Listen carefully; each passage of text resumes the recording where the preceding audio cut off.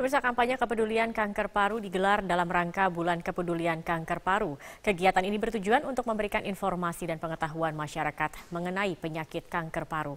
Perhimpunan Dokter Paru Indonesia atau PDPI bekerjasama dengan Perhimpunan Dokter Spesialis Onkologi Radiasi Polri serta Komite Penanggulangan Kanker Nasional menggelar kampanye kepedulian kanker paru. Kegiatan ini dalam rangka memperingati Bulan Kepedulian Kanker Paru. Acara dihadiri lebih dari 1.000 peserta, termasuk para survivor kanker paru. Mereka diberikan informasi dan pengetahuan mengenai kanker paru. Kanker paru menjadi penyebab kematian hingga mencapai 13,4% dari seluruh kasus kanker dan menempati peringkat ketiga terbanyak di Indonesia. Organisasi Kesehatan Dunia atau WHO melaporkan hampir 1,6 juta pasien kanker paru meninggal pada tahun 2012.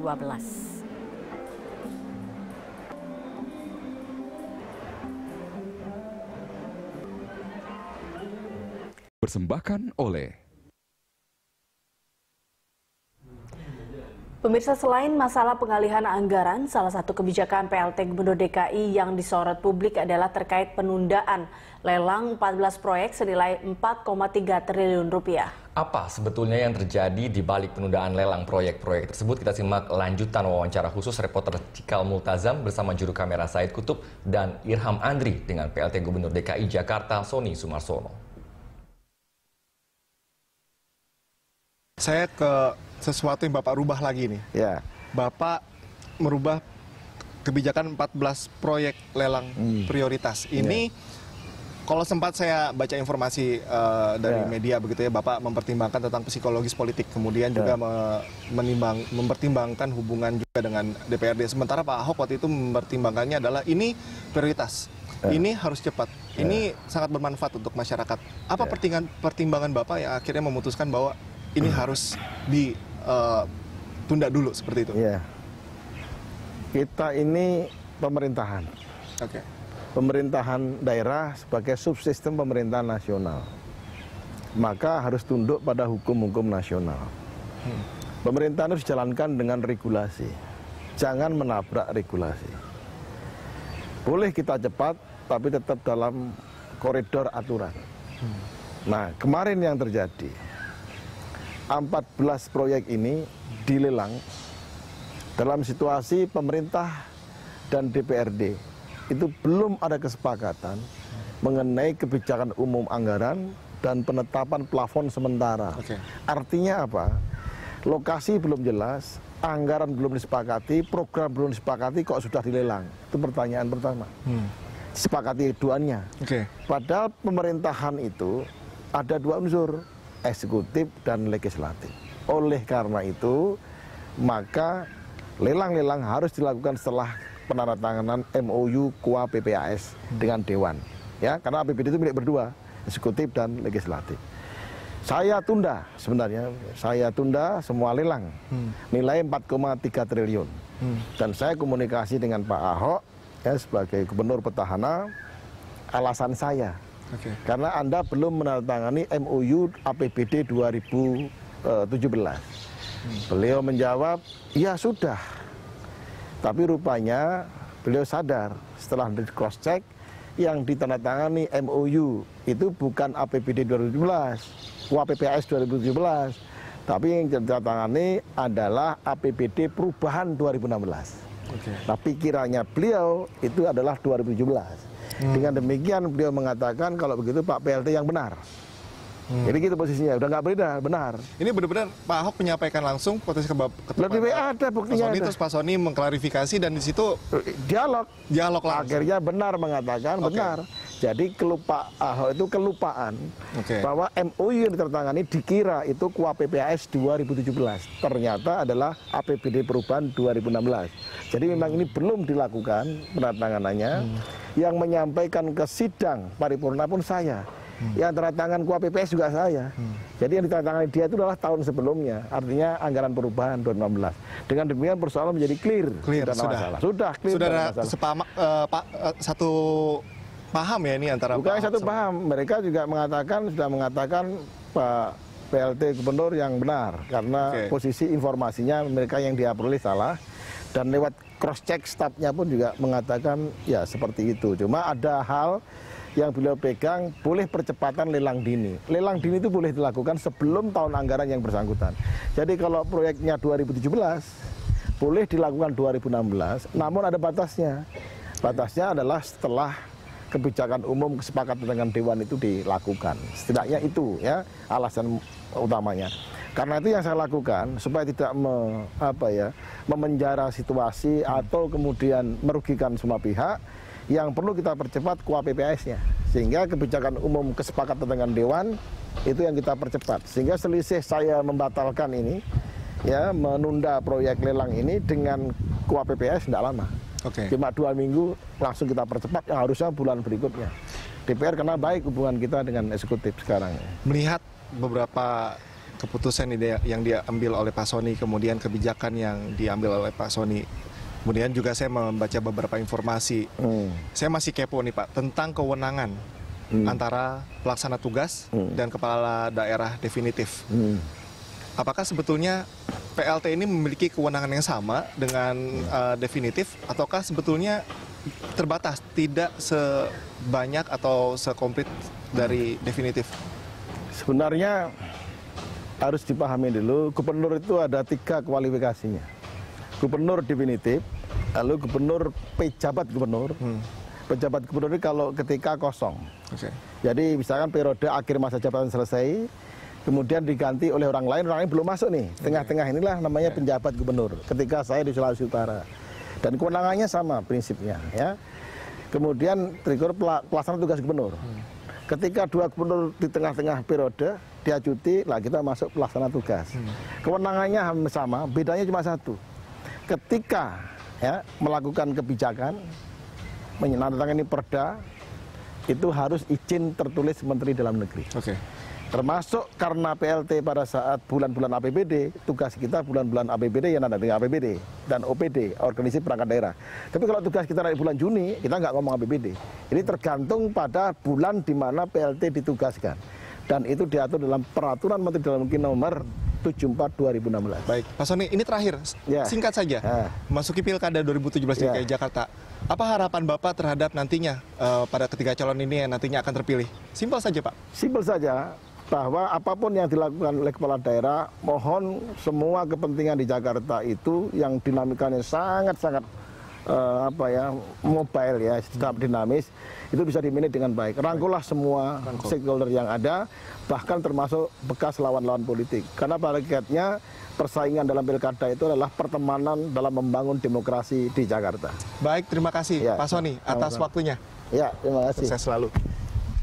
Baik, itu tadi beberapa klarifikasi yang disampaikan oleh pelaksana tugas Gubernur DKI Jakarta, Sony Sumarsono. Yang tentunya di sini komunikasi sudah dilakukan oleh kedua belah pihak, tadi juga disampaikan oleh Sony Sumarsono, dan tentunya Anda sebagai masyarakat benar-benar harus bisa menelaah segala informasi dan juga harus bisa menelaah kembali dan mempelajari agar nantinya pilkada ini benar-benar bisa berjalan dengan lancar. Kemudian juga tentunya beberapa informasi dapat mencerdaskan Anda seperti tadi yang disampaikan oleh Bapak Sony Sumarsono yang tentunya bisa menambah informasi kepada Anda. Cikal Multazam, Said Kutub, Irham Andri, Berita 1, Jakarta. Pemirsa, inilah headline news pukul 1 waktu Indonesia Barat. 4.200 lebih rumah warga di Tuban, Jawa Timur masih terendam banjir luapan Sungai Bengawan Solo. Banjir sudah melanda Tuban selama sepekan terakhir. Pantauan tim Metro TV dari atas perbukitan Kapur di sisi utara aliran Bengawan Solo menunjukkan luasnya banjir. Selama sepekan terakhir, banjir akibat luapan Sungai Bengawan Solo masih merendam 34 desa dari 5 kecamatan di Tuban. Ketinggian air mencapai rata-rata 1 hingga 2 meter. 4 desa diantaranya terisolasi dengan 14.500 lebih jiwa terdampak. Namun demikian, hampir sebagian besar warga masih enggan mengungsi. Sejumlah petugas melakukan patroli keliling menggunakan perahu untuk menjaga keamanan dan menawarkan perahu untuk beraktivitas. Badan Penanggulangan Bencana Daerah BPBD Tuban mencatat banjir tahun ini adalah yang terparah dalam 5 tahun terakhir.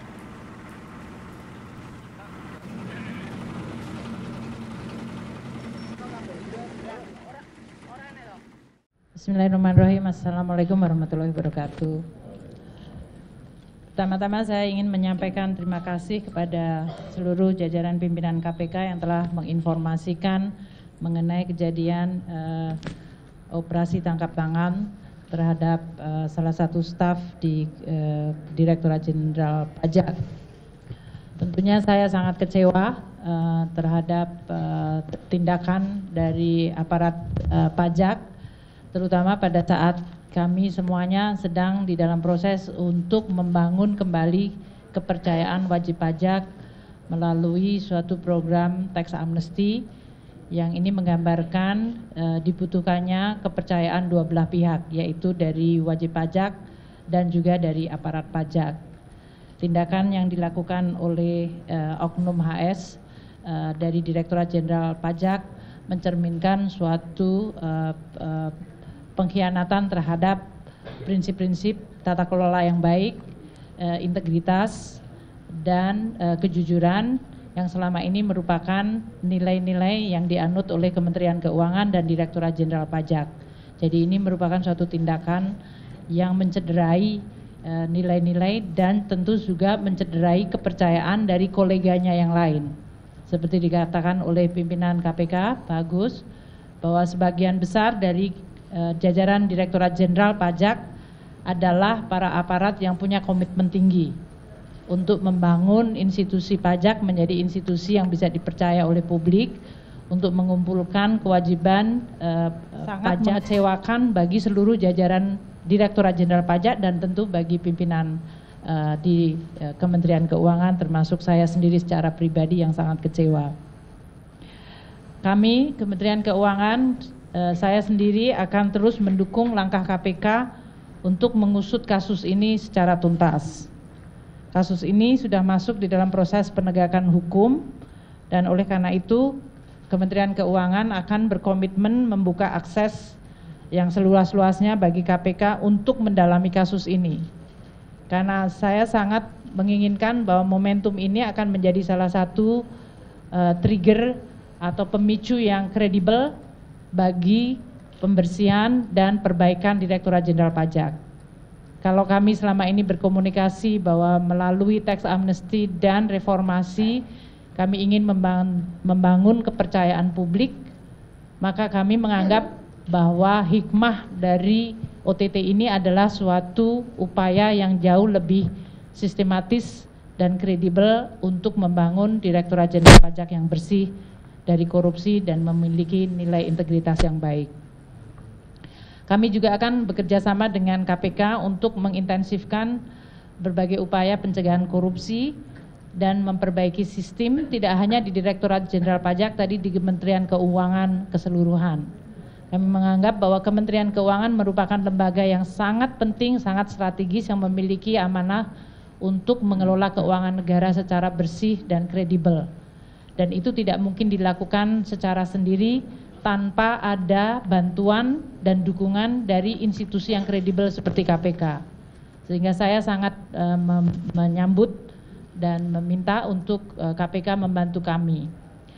Sehubungan dengan reformasi di Direktorat Jenderal Pajak yang telah saya sampaikan beberapa saat ini, maka saya akan segera membentuk dan mengumumkan tim reformasi di Direktorat Jenderal Pajak yang tidak hanya menyangkut masalah korupsi, tapi menyangkut ada 5 hal yang sangat strategis.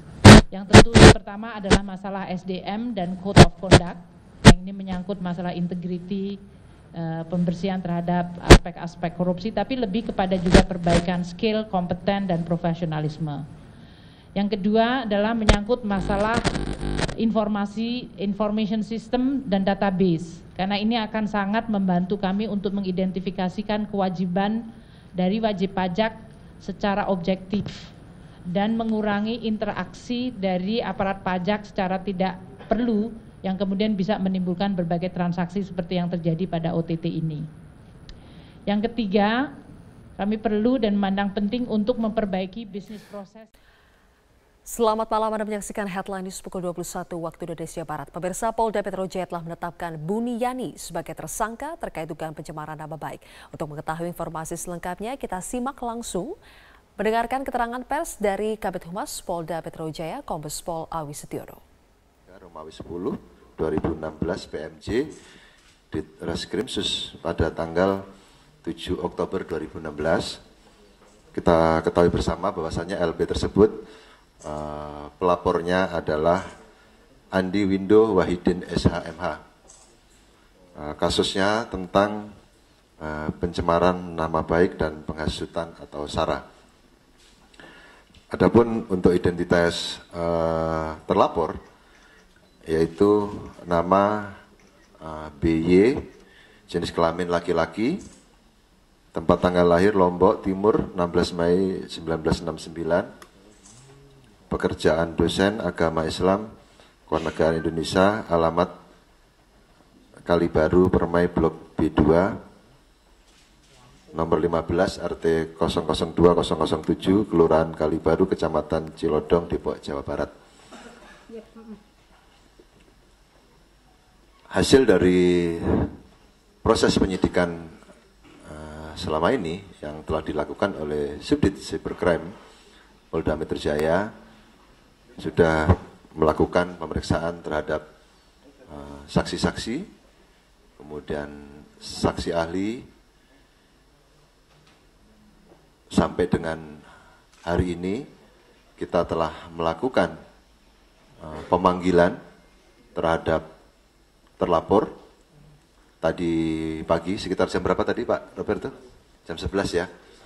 Ya, kita panggil jam 10, jam 11 hadir sebagai saksi, dan tadi sampai dengan pukul sekitar 19.30 ya, selesai dilakukan pemeriksaan sebagai saksi.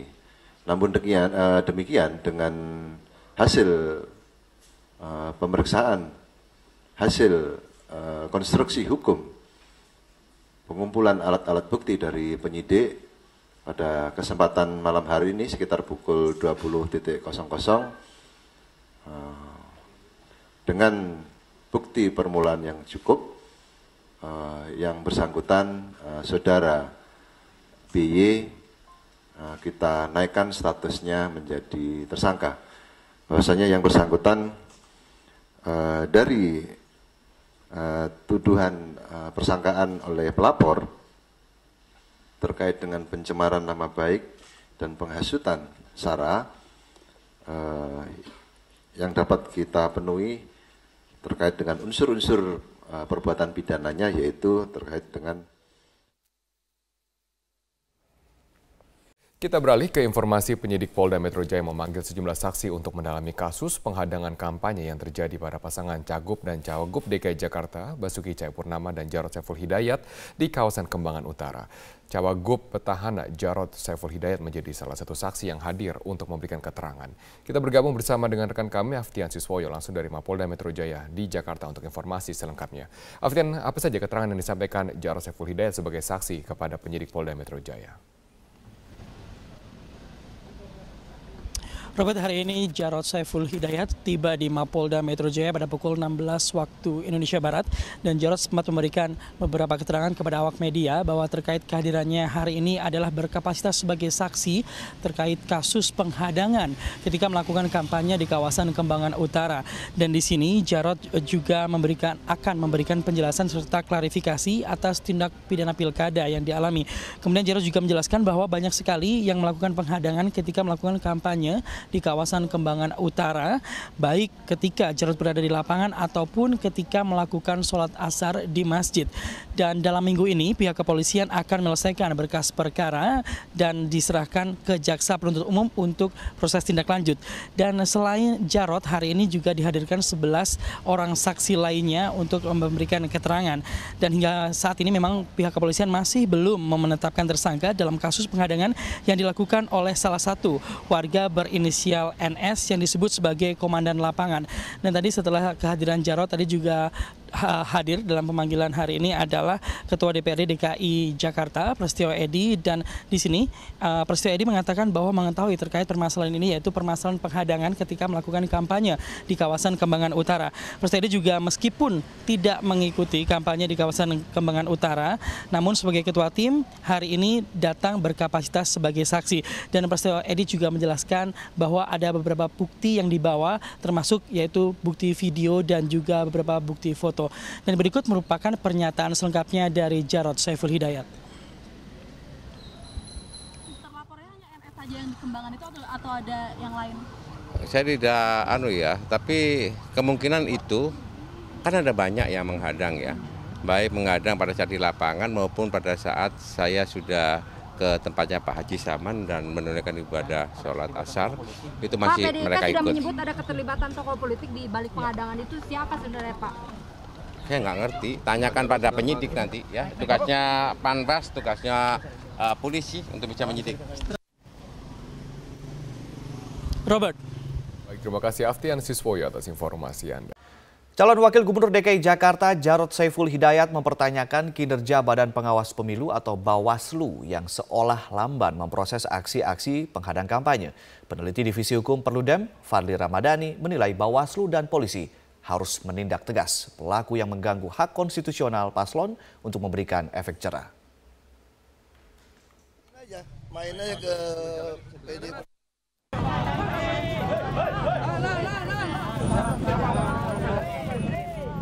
Kegiatan kampanye pasangan calon kepala daerah DKI Jakarta, Basuki Cahayapurnama dan Jarod Saiful Hidayat sempat berulang kali mendapatkan gangguan dari sekelompok massa.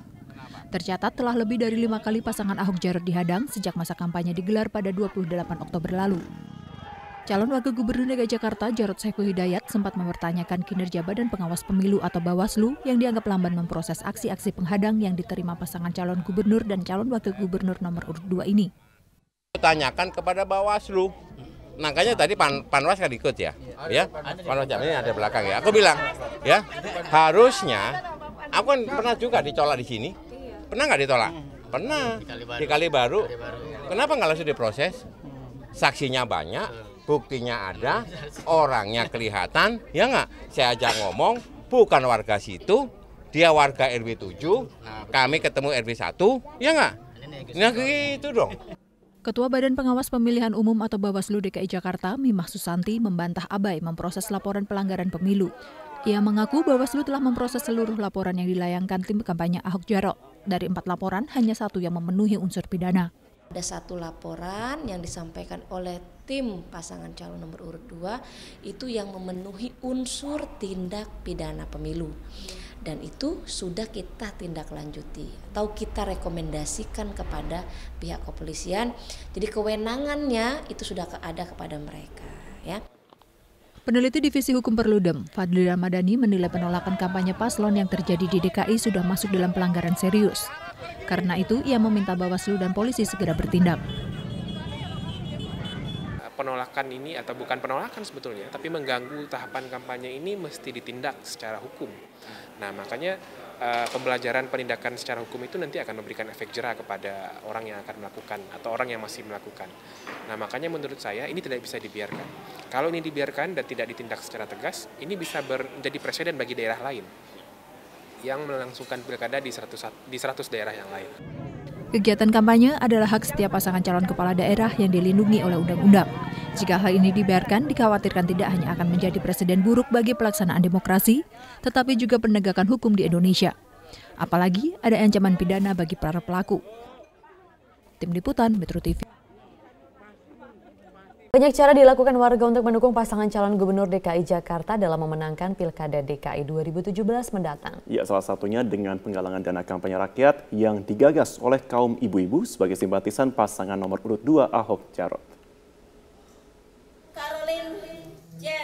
Dalam rangka mendukung pasangan petahana Ahok Jarot, kelompok ibu-ibu arisan di RW 12 Pejagalan Penjaringan Jakarta Utara menggalang dana kampanye rakyat.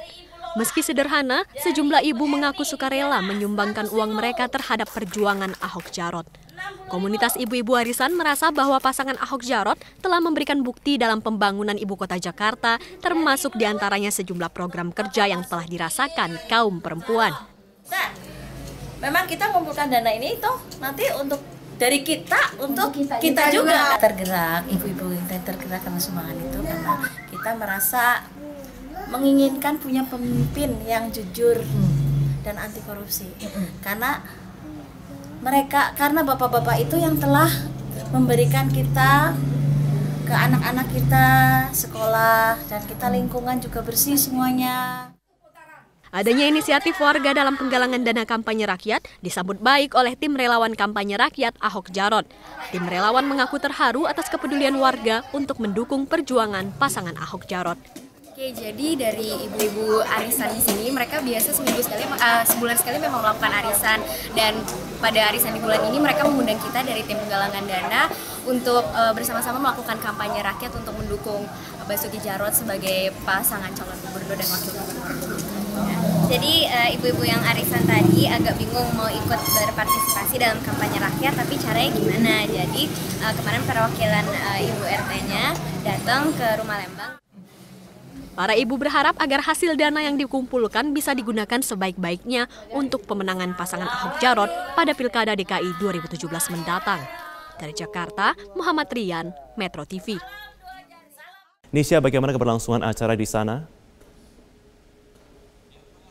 Marvin, saat ini digelar acara Parade Bhinneka Tunggal Ika di kawasan Patung Kuda, Monas, Jakarta Pusat, dan saat ini ratusan warga masyarakat berkumpul di sini. Saat ini sedang digelar berdoa dari lintas agama, dari umat lintas agama. Mereka ini berdoa untuk kelancaran acara Parade Bhinneka Tunggal Ika dan juga untuk kebinekaan di Indonesia yang kemarin sempat terpecah. Tadi kami sempat berbincang dengan beberapa warga yang ada di sini. Mereka mengikuti acara ini dengan tujuan agar bisa menjadi bagian dari untuk merawat kebinekaan di sini. Dan menariknya juga nanti mereka akan berjalan titiknya dari sini, dari kawasan Patung Kuda untuk menuju ke kawasan Bundaran Hotel Indonesia. Dan nanti di sepanjang perjalanan menuju ke Bundaran Hotel Indonesia mereka akan menampilkan berbagai pertunjukan dari atau yang ada di Indonesia, seperti ada reok ponorogo, kemudian ada ondel-ondel, ada debus, dan juga ada barongsai.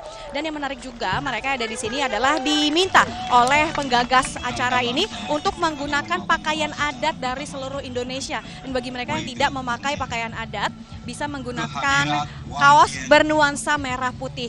Dan selain itu nantinya juga mereka berada di sini untuk bersama-sama, atau pesan yang ingin disampaikan adalah untuk memberitahu masyarakat bahwa perbedaan ataupun keberagaman yang ada di Indonesia inilah yang menyebabkan Indonesia menjadi kaya, Indonesia menjadi satu. Dan berikut adalah pernyataan selengkapnya dari penggagas Parade Bhinneka Tunggal Ika. Kita ingin merayakan kembali yang namanya kebinekaan di negeri ini.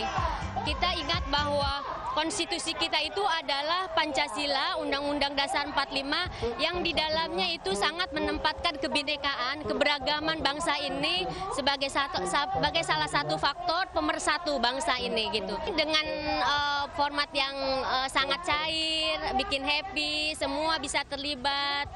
Kita akan melihat bagaimana beragamnya kebudayaan, tradisi, agama negeri ini gitu.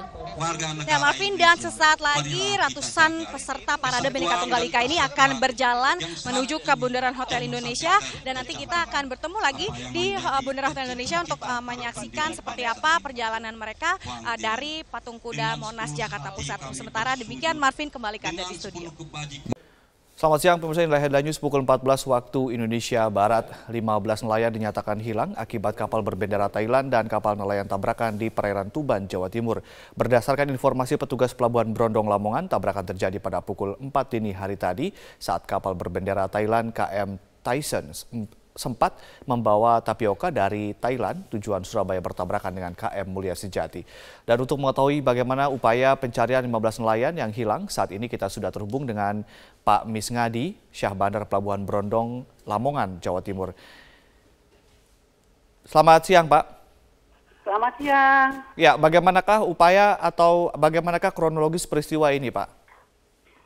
Siap. Kronologi kejadian ini saat di pagi sekitar pukul 4 pagi, itu kapal nelayan Mulia Sejati ditabrak MV Tyson 4 ya.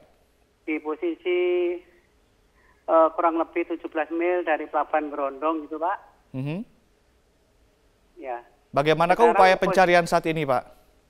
Untuk posisi sekarang sudah tahap evakuasi terhadap 12 orang yang selamat. Untuk yang 15 masih belum diketahui nasibnya. Jadi ini yang 12 untuk dievakuasi ke Pelabuhan Lamongan Sorbes untuk mendapatkan pertolongan lebih lanjut gitu Pak. Jadi masih 15 orang masih dicari ya Pak Misngadi ya? Siap, ini Basarnas beserta tim lainnya menyisir para korban tersebut untuk mencari keberadaan mereka gitu Pak. Baik, Pak Misngadi, dari 15 orang yang masih dicari, apakah warga negara mereka semua warga negara Indonesia Pak? Oh, yang dicari ini warga negara kita Pak. Ini baik. Nelayan dari Juwana, Jawa Tengah gitu Pak. Ya. Baik, terima kasih Pak Misngadi telah memberikan informasi kepada kami. Selamat malam pemirsa, aksi teror terhadap kandidat kepala daerah kembali terjadi di Provinsi Aceh. Kali ini penembakan terjadi di rumah calon gubernur Aceh Tarmizi Karim oleh orang tidak dikenal. Dan untuk mengetahui informasi selengkapnya, kita terhubung dengan Dazen Frila langsung dari Banda Aceh. Dazen, bagaimana kronologi penembakan rumah Tarmizi Karim? Ya, Rory, dari informasi yang kami peroleh, aksi penembakan ini terjadi pada Rabu malam sekitar pukul 19 waktu Indonesia Barat di kediaman salah satu calon gubernur Aceh bernomor urut 1 Tarmizi Karim, yaitu tepatnya terletak di Jalan Todak Gampong, Bandar Baru, Dusun Piranha, Kecamatan Kuta Alam, Kota Banda Aceh. Tidak ada korban jiwa dalam peristiwa ini dan menurut keterangan saksi mata, yaitu Fahri, anak dari Tarmizi Karim sendiri, mendengar suara letusan setelah sempat melihat seorang sosok yang melintas di luar pagar kediamannya dengan menggunakan 1 unit sepeda motor. Fahri sendiri tidak mengetahui bahwa suara tersebut adalah suara letusan senjata api dan ia baru mengetahui aksi ini adalah aksi teror atau penembakan setelah diberitahu pihak Pamtup atau pengamanan tertutup Tarmizi Karim bahwa terdapat lubang bekas tembakan di pagar rumahnya yang juga terpantul pada pagar garasi. Sementara selongsong peluru juga telah ditemukan di dalam areal rumah dan insiden ini terjadi ketika Tarmizi dan keluarga sedang dalam perjalanan dari Kabupaten Aceh Timur menuju Kota Banda Aceh. Hingga saat ini pihak kepolisian belum dapat mengungkap motif ataupun pelaku di balik penembakan ini dan saat ini masih melakukan pemeriksaan karena pihak Tarmizi Karim sendiri baru menyampaikan laporan kasus ini pada sore hari tadi, Rory. Sementara olah TKP akan segera dilakukan dalam waktu dekat. Dan menanggapi insiden ini, Tarmizi Karim sendiri yang maju dalam Pilgub Aceh melalui jalur independen mengatakan aksi penembakan ini merupakan bentuk teror yang telah mengganggu kedamaian pilkada, namun pihaknya tetap menghimbau kepada seluruh tim sukses dan para pendukung untuk tetap tenang dan tidak terprovokasi oleh kejadian ini. Berikut kita dengarkan salah satu petikan wawancara kami dengan calon gubernur Aceh Tarmizi Karim. Sebetulnya seperti tadi kita sudah kumpul juga dengan tim kita, tim sukses di dalam pilkada ini. Saya memintakan kepada mereka agar sabar tenang oleh karena ini sudah ditangani oleh polisi dengan bagus sekali sejak awal tadi pagi. Dan sebetulnya ini kan bertentangan dengan semangat pilkada damai. Itu yang baru seminggu yang lalu kita sudah kumpul di Mapolda di bawah koordinasi Bakapolda dan pengarahan Bapak Gubernur. Yang semangat kita kan spirit kedamaian ini. Tapi kalau ada kejadian-kejadian seperti ini, maka itu akan bertolak belakang sekali dengan semangat pilkada yang damai, aman, sejahtera. Untuk sementara demikian yang dapat kami sampaikan dari Banda Aceh. Kembali ke Anda, Rory, di studio. Pemirsa, kita bergabung dengan Stella Now dari Istana Merdeka. Stella, ini adalah pertemuan yang kedua antara kedua tokoh dalam sebulan terakhir ini.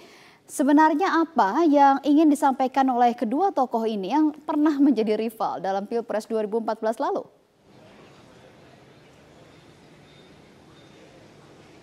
Menarik sekali satu hal yang disampaikan oleh Presiden Joko Widodo dan Ketua Umum Gerindra Prabowo tadi saat bertemu santai ya, mereka ngobrol di depan Istana Merdeka.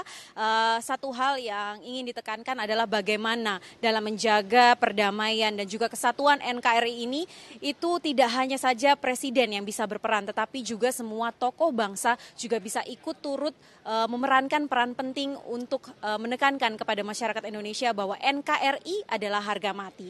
Dan ini kalau kita ambil istilah uniknya ya, tadi sempat disinggung juga oleh Prabowo adalah ini adalah kunjungan nasi goreng berbalas ikan bakar. Artinya kemarin pada akhir Oktober ketika Presiden Joko Widodo berkunjung ke Hambalang itu disediakan nasi goreng, namun ketika Ketua Umum Gerindra Prabowo hadir di sana kali ini dihadirkan ikan bakar. Seperti itulah suasana hangat dan juga akrab yang digambarkan oleh mantan rival antara Presiden Joko Widodo dan juga Ketua Umum Gerindra Prabowo. Selain itu juga tadi Presiden Joko Widodo menyampaikan bahwa sayang sekali kalau hanya perbedaan politik, kalau hanya perbedaan pandangan dalam sebuah tatanan menjalankan pemerintahan itu menjadi pengganggu dan kemudian merugikan masyarakat, menjadi halangan bagi kita untuk membangun bangsa Indonesia. Karena kalau kita lihat pada tanggal demo 4 November kemarin, sebenarnya safari-safari politik seperti ini itu sudah dilakukan oleh Presiden Joko Widodo, tidak hanya kepada partai, tapi juga di kalangan pemuka agama.